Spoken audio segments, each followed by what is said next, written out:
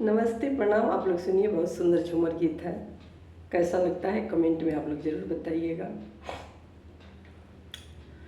ननद के आवाई सुनी जिया घबराला, ननद के आवाई सुनी जिया घबराला, साला करिए सैया का दियाई, साला करी ए सैया का दियाई, टिका न दियाई सैया टरा न दियाई, टिका न दियाई सैया टरा न दियाई, छोट दाम वाला राजा नथिया दियाई, कम दाम वाला राजा नथिया दियाई, साला करिए राजा का दियाई, साला करिए राजा का दियाई, ननद के आवाई सुनी जिया घबराला,